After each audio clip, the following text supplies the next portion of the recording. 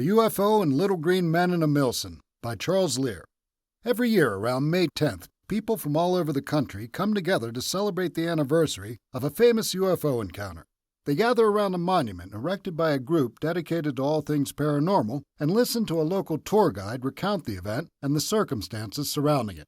While this sounds like one of many celebrations in spots throughout the United States, this particular event occurs in Poland, in the little eastern village of Emilcin. The report of a local farmer there 42 years ago captured the imaginations of generations of Poles and stirred up a fair amount of speculation and conspiracy theories. In the early morning on May 10, 1978, Jan Wolski, a 71-year-old farmer, was heading home through the woods in a horse-drawn cart.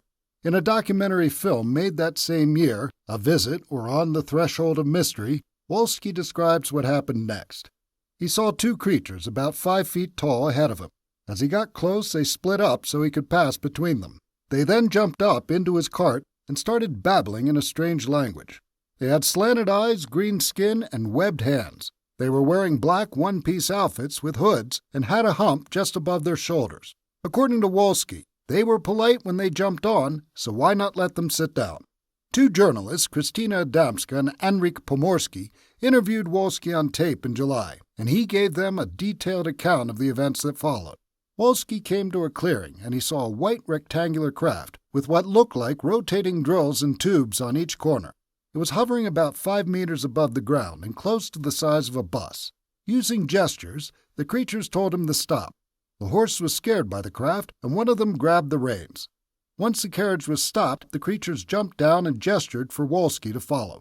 When they got to the craft, there was a small elevator that went up to a door on the side facing them. One creature got on the elevator. Wolski got on with it, and they rode up together. Inside the craft, he saw several black birds lying on the floor at the base of the opposite wall. They seemed to be paralyzed. There were also two creatures like the ones who had brought him there. He saw 8 to 10 benches big enough for a single person to sit. The creatures, still using gestures to communicate, told him to get undressed. He took off his jacket and started to unbutton his shirt. As he undid the top 2 buttons, the creature that rode up with him undid the bottom 2. When his shirt was off, he was made to understand that they wanted him to undress completely. Once he was undressed, a creature came up to him. It had an object in its hand that Wolski described as an appliance in the form of 2 dishes combined. It held the device up in front of him and then rotated him, holding his arm. It then lifted his arm up, did something with the device on his side, and then moved on to his back and his other side. He was then given a signal to get dressed. As he did so, he looked around and noticed there were no windows or lights. The entire inside was black with a gray tint.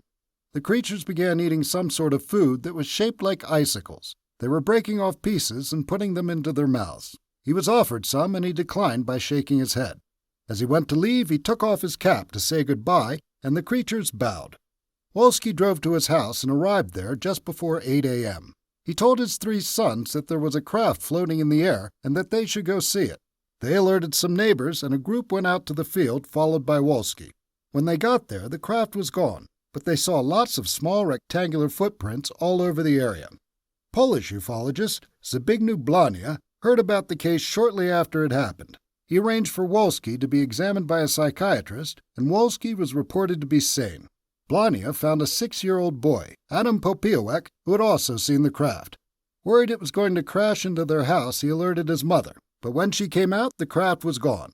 Blania became the person to talk to about the incident, and he gave numerous interviews to the press. He published a book titled The Emilcin Incident in 1996. In the fall of 1978, A Visit or On the Threshold of Mystery was aired on Polish television. The case became widely known, and tourists soon flocked to the site. Wolski recalled there being as many as 14 buses at a time. Grzegorz Rosinski, artist of the popular Thorgal comic books, created a comic strip depicting the encounter titled Incomers, which was first published in 1980 in the magazine Relax. Many Poles took pride in having their own aliens, but others determined to find a more prosaic explanation. An article by Marek Kiepa, published July 17, 2017, on the culture.pl website, looks into some attempts to solve the mystery. According to the article, police investigated and concluded that Wolski had dreamed the whole event. Another explanation was that the story was cooked up by the communist regime to direct public attention away from the badly slumping economy at that time. While these conclusions didn't have much to back them up, a thorough analysis was undertaken by author Bartosz Ardatowski. Blania died in 2003, and Ardatowski bought his archives from his sister. In his 2013 book, The Polish People's Republic's Secret Ops and UFOs, Ardatowski presented evidence that Adam Popiewak's statement was influenced by Blania, but he was unable to make a conclusion as to the source of Wolski's story. He did, however, come up with an interesting hypothesis.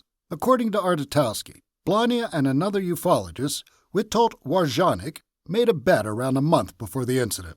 Blania claimed he could get someone to hypnotize Warzanik and implant false memories.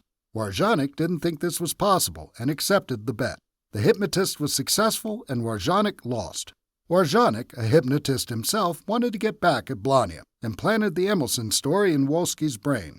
He knew Blania would investigate the story and publicize it, and Warzanik intended to reveal the truth and make a fool out of him. His plan failed because Blania worked so quickly to bring credibility to the story that no one would have believed Warzanik had he tried to debunk it. Despite the attempts to explain the case away, it still has its proponents. One group went so far as to raise money for a monument to mark the event and preserve it as a part of Polish history. The Nautilus Foundation was formed in 2001. The group is dedicated to studying and investigating the paranormal, and in 2005, due to their efforts, a memorial was raised consisting of a piece of granite with a steel cube on top. A polished section of the granite has the text, "On 10 May 1978 in Emilcin, a UFO object landed. The truth will astonish us in the future." There is also a sculpture depicting one of the creatures described by Wolski. A time capsule was buried there in 2011, to be opened in 3011. Make your reservations early, those of you in the future.